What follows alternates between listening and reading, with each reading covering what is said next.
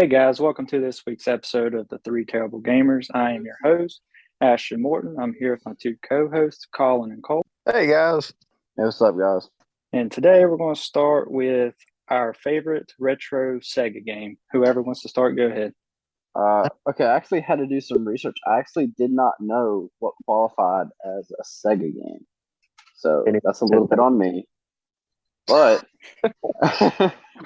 I didn't know there was a difference. Okay, but I do remember playing one on I think it was the N64 because I think that's what I told y'all when we were kind of discussing this. It's off topic, like in the chat. It was Kirby's Adventure. I played Kirby's Adventure a little bit, and it was pretty nice. There, although I struggled in it so bad, like I had to replay like every level like at least probably 3 or 4 times.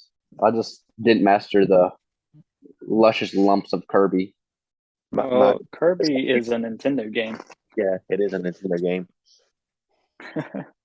Oh well, it said Saga, so that's my bad then. Because I looked it up. What was it? Sega, Oh, not Sega. Saga. All right. Well, listen. I have a speech impediment. But no, I looked it up and Kirby popped up, and that's the only game I've seen on the list that I knew. So, That's all right.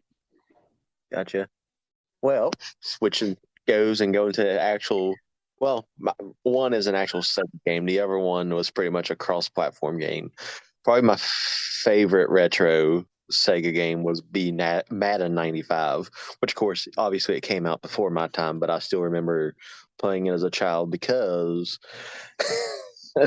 probably my favorite part of that game was you could actually rupture somebody's testicles and then it would say you broken your family's jewels anytime you got injured, and that was about that.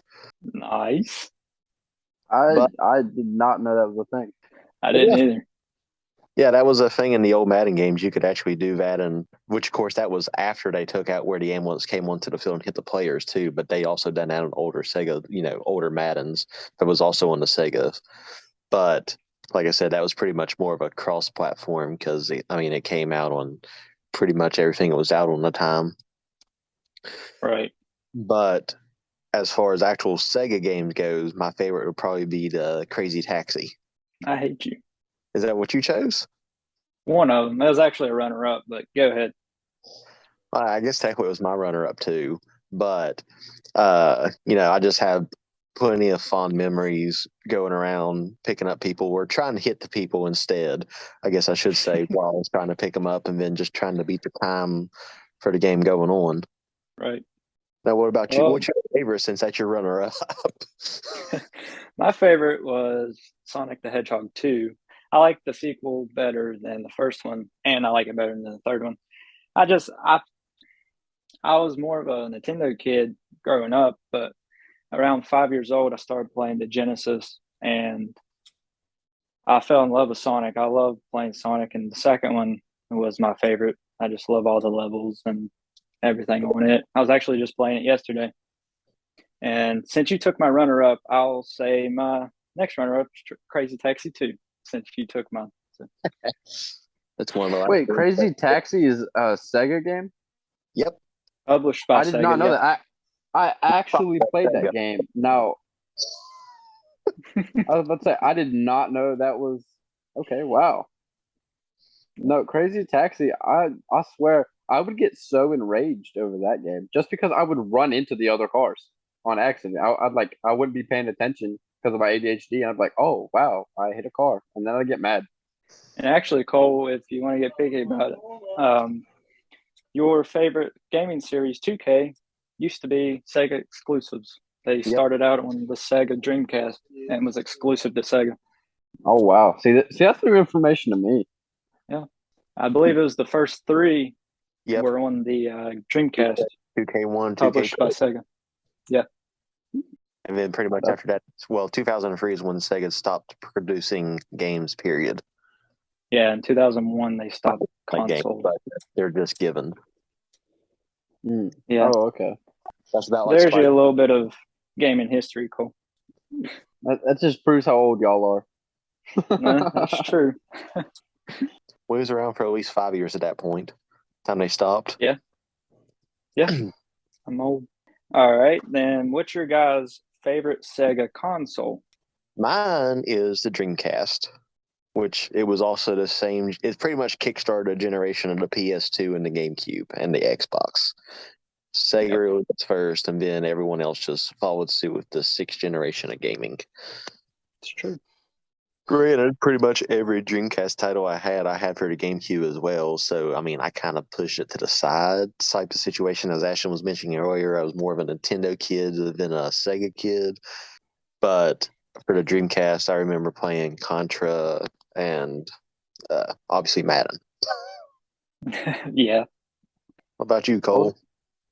well, mine was the Genesis Mini, because my dad had it, and so like anytime I went on, actually take it back. I don't think it was my dad's. It was my stepmom's. Of course, like I played it when I was up at my dad's, and it. I swear the controllers were so junk. They always broke. Like every like 10 minutes, I was sitting there trying to fix the Joy-Con, like the little stick, and yeah. it was very irritating because like then I'd be running into everything, like the rock, like on the border of the game, and I was like, oh wow. Now, correct me if I'm wrong. The Mini is separate from like their classic edition of what the SNES and NES had, correct? Yes, yes, Yeah, yes, they yes. released the Mini way before Nintendo even thought about the Mini for their consoles. Yeah.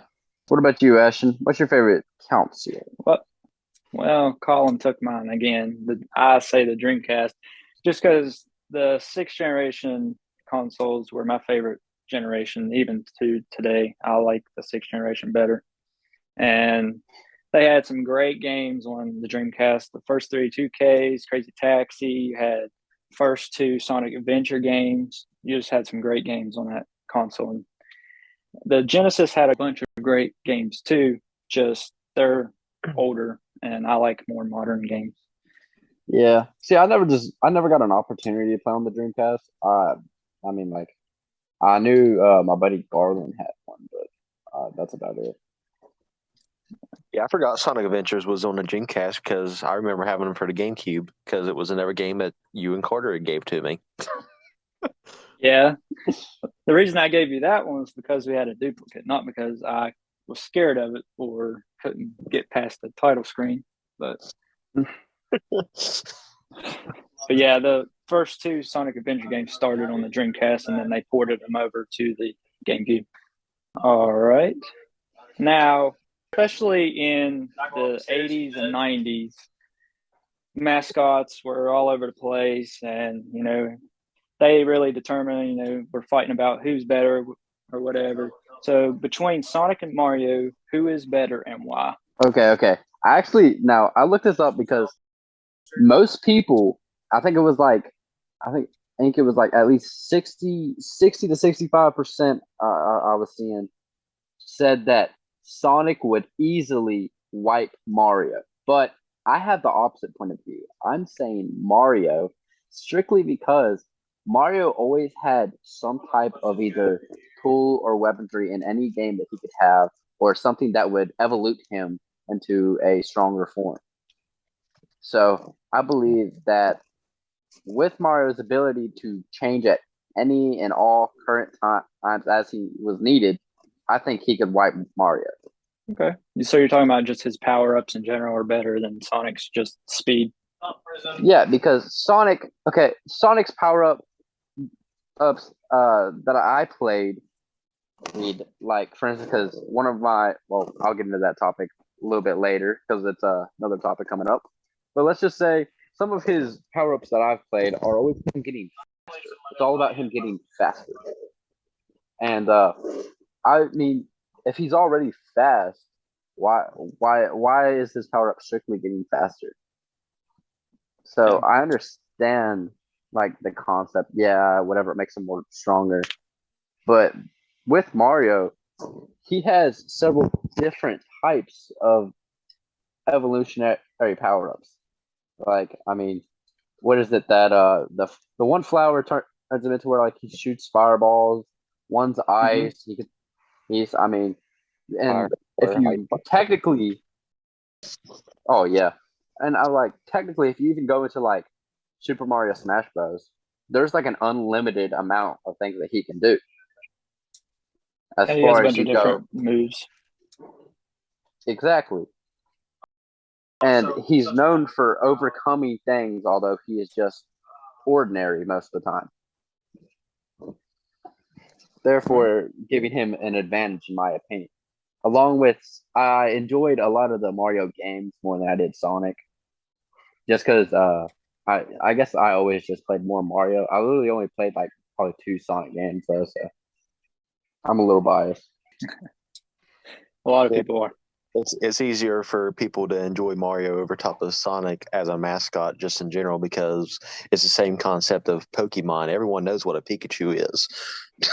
Yeah. Everyone knows what Mario is, and there's more people that know who Mario is opposed to Sonic. But in a battle in between mascots, I would choose Sonic because out of one Cole's thing, yeah, Mario can get power ups or whatever, but so can't Sonic because in the games that I played, he was able to get the Chaos Emeralds and everything else and turn into Super Sonic, which relates to the second movie, if I'm not mistaken. Mm-hmm. Where he turns gold, and yeah, he may get faster, but he also gets that much stronger too. Right. And Colin, with it. You have taken every single one of my topics so far. Well, that's what happens when two people think about this. Well, It's see, true. I think Colin is very ignorant because screw Sonic the Hedgehog. Well, I will say a battle between the two, if a real battle is going to take place, I would also pick Sonic because, like Colin said, if he gets all of the 7 Chaos Emeralds and turns into Super Sonic, he's going to kill Mario. I'm sorry, but Mario can't because at that point, Mario Sonic just can fly and he's fast and he can just do whatever he wants. He can destroy whatever he wants. Sonic can use his super speed to touch Mario's wiener. All I care, but Might. I don't know what he does, but I'm just saying in a fight, I think Sonic wins. I'm pretty sure that has to be a video somewhere. You're gonna see that somewhere now. I Probably. I would say listen to us supposed to go watch that video though, because you don't know what kind of scarring thing would happen. Oh no, I'm definitely gonna find it and I'm gonna put a link on my Instagram. Be like, hey, if y'all watch the podcast, you know what to do. check out this Mario. If we're talking about a fight for the actual mascot, not between the actual two, but for the companies Nintendo and Sega, I would say Mario won the mascot wars in the 90s.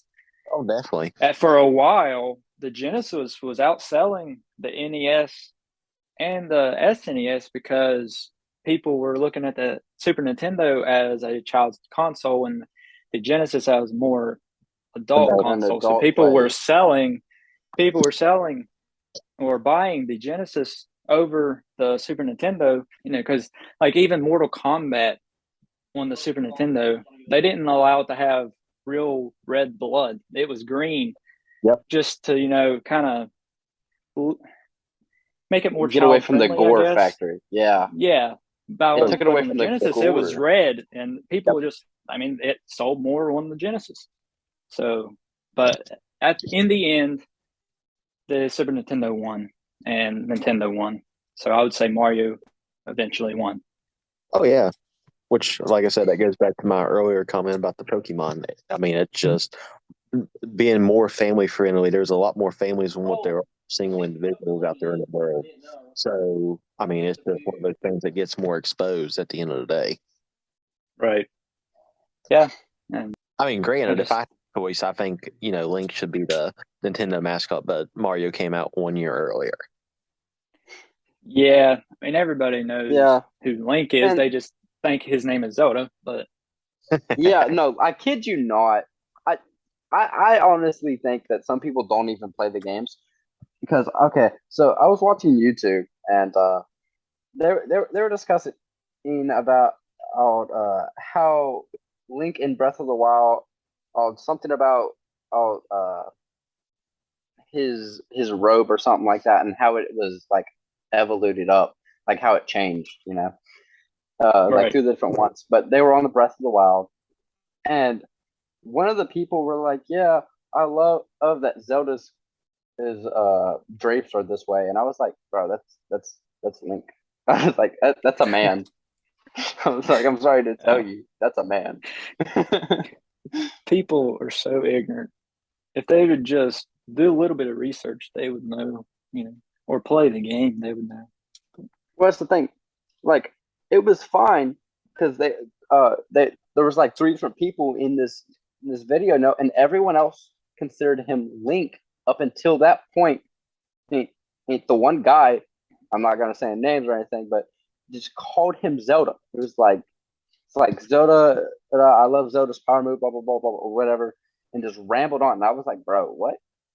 Well, it goes into what we're actually talking about right now because pretty much every single game up until that point was named after their main character. Sonic was named, Sonic.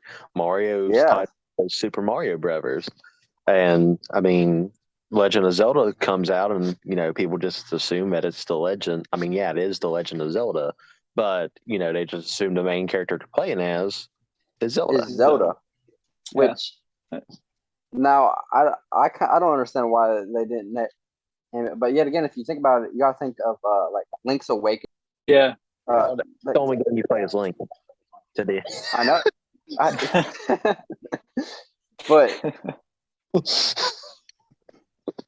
But that's the point. Like, I don't understand why they didn't name it. Maybe that's something that we could look up eventually or have a future topic about. Yeah. Because I'm actually kind of curious why they didn't name it Link. Because I mean, they could have said so many different things with Link, just like they created something with Zelda. When I don't think in any of the games I've never played as Zelda, so I actually don't understand the concept of that. If I'm not mistaken, and I am going to save this for a topic for another day with it, but if I'm not mistaken, Zelda in Japanese culture resembled something to the creator of the game. Oh, okay. So it's a little bit more sensitive. Yeah. Okay. Yeah. But back to the mascots, Mario, I think it was Miyamoto said that he wants Mario to be as recognized as Mickey Mouse. Everybody knows who Mickey Mouse is. And that's what he said a while ago, back when Mario first came out. I think it's got to that point that everybody knows who Mario is. Even if I think some people know who Mario is and don't know who Mickey Mouse is. I think Mario is more recognized than Mickey Mouse is at this point. I could be wrong, but that's my opinion on it. I think you would be just because I don't see a sheer amount of toddlers playing video games. I mean, ours are the exception. Playing with us a little bit. That's true. I don't think there's a sheer amount of people that throw their 2.5-year-old, 3-year-olds right into the throwing and give them a game controller. That's true. And with all the streaming services nowadays, I'm pretty sure there's more families that have Disney Plus than what they are actual gaming consoles. Yeah, that's almost everyone has Disney Plus or something that plays. So I guarantee it that sadly enough, Mickey Mouse is still. That's only $13 a month, opposed to forking out $200 for a Nintendo console at the cheapest.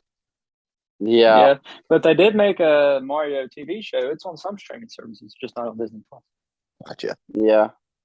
Well, I mean, the one that came out in the 80s. Yes. I thought you meant they were like a one. No, they are coming out with a Mario movie, I believe, next year. Chris Pratt is Mario. I still can't. Supposed to be like an animated thing though, or is it going to be like a live action? If it's live action, it's going to be rough.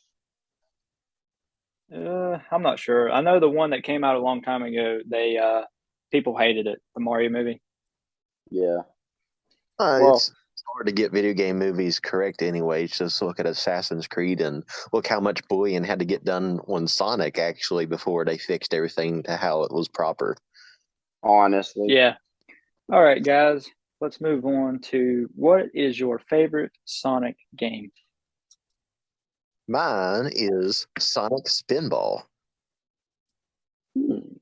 which And why is is that? it's pinball, but it's they put spin on it because obviously once he's in ball form he spins. But so I mean it's pretty much just a pinball simulator, and you just go on there and you just play pinball. Colin, I think you picked that game just because you get to play with balls. No, it's growing up. That was just the main Sonic title that I had. My runner-up, which Ashton might kill me again because it might be his or it might not be, would be Sonic Heroes, which is another game that Ashton gave to me. That's true. But I beat that one. I gave it to you after I beat it. Yeah. But if I'm not mistaken, I think Sonic Heroes, no, they wouldn't be the first 3D because the Adventures would have been the first 3D titles. Yeah. But that's I never perfected at that point. I never played Sonic Adventures, so I'm not really too in touch on that game. I did play Sonic Hero though. What's your favorite Sonic game, Cole? My favorite Sonic game is actually I played it on the Wii, and it was Sonic's Secret Rings, I think it's called, and the Secret Rings. Yeah. Yeah, it's kind of like a Mario Party. Like you go around playing different mini games. Yep, that's kind of literally one of the reasons it was one of my favorite is because it was so similar to like the party games. I got to enjoy it with my family because me and Summer would play or something like that, or Summer would have friends over, so we'd all play. That's a good point. What about you, Ashton? My favorite Sonic game is Sonic Adventure 2. Surprisingly, me and Colin had different ones. Now, I played Sonic Adventure 1, but I didn't like it as well as I did Sonic Adventure 2. And actually, I played Sonic Adventure 2 Battle first on the GameCube, and then later I played Sonic Adventure 2 on the Dreamcast. The only difference between the two is Battle has better graphics and different players for multiplayer and stuff like that. Other than that, it's the same game. But it's a really fun game. And Cole, you say you haven't played the adventure games. I definitely recommend playing both of them. They're both really good games. So, what's like the goal in the game? Because like I know, of course, Sonic Heroes, and then like I said, I only played the two, and it was like Sonic Heroes and the Secret Rings, and each of them had a different objective. Like, what's the objective for the adventures? Pretty much, and just like almost any other Sonic game, you either trying to stop Dr. Eggman or Metal Sonic or any bad guys, really, but mostly, Dr. Eggman. Adventure's name was Shadow, was it not? Or am I mistaken on that one? What'd you say? I said the main bad in Adventures was Shadow, if my memory serves me correct, right? Or no? Yes, Shadow was, but you also fight Dr. Eggman too because technically he created Shadow. So Yeah, because didn't he create Knuckles as well? Knuckles? Knuckles? No, he's from a different planet. Oh, okay. No, I guess it might have been Shadow that I was thinking of, but I thought he created two of them. He created Shadow. Yeah. No, as I said, Knuckles. I'm not. Yeah, I always called him Knuckles. It's because so when I first started to play, like I always had a speech impediment, and so I was there and I'd go to say Knuckles, and I'd like. And I'd stutter. So I was like, it's Knuckles. Have a seizure real quick and then I was hoping I didn't hear that wrong a second ago, but yeah, I'm glad I called you. No, I meant what I said. I say it so I don't stutter over it again. I'd rather say the word wrong than sit there and stutter out. Because otherwise, it's like, yeah, I was about to say, otherwise, it's like I'm stuck on like a loop, and it's terrible. It really is. All right. What's the next topic? Well, in recent years, there hasn't been very many good 3D Sonic games. A lot of them have not been rated very well. Critics have not enjoyed them. They're just not very good. It seems like Sonic Team has took a downturn in recent years. But releasing, it says holiday this year is Sonic Frontiers, which is an open world Sonic game. So, what's your guys' opinions on that? Is it going to be another flop, or do you think Sonic Team will do this one right? I'm not for Well, sure whether they'll actually flop or not. And I mean, I may be wrong on this. I seen November 8th, so I mean that matches with the holiday season. So we'll find out. Tell me if I'm wrong or not. Tell us. But Yeah. I mean, they couldn't do much worse than Sonic Forces, in my opinion. Because oh, Force, that's cringy.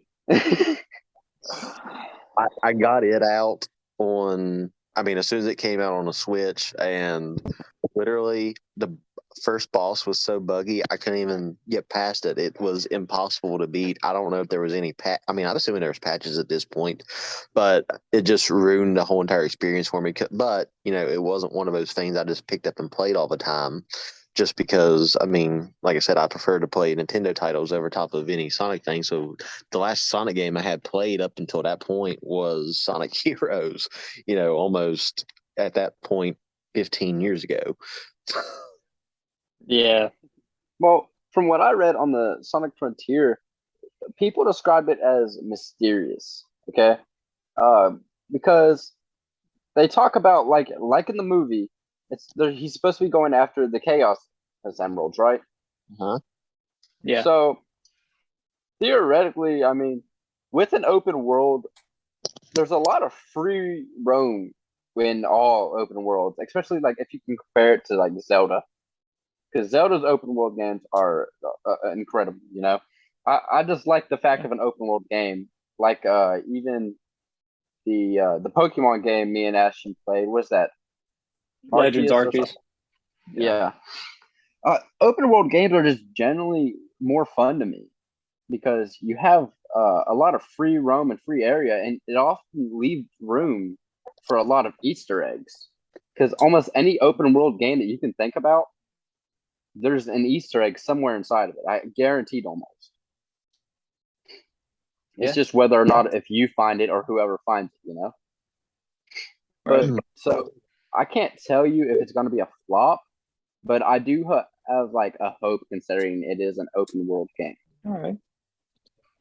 Well, personally, I think that Sonic Team will get this one right, and they'll make a comeback.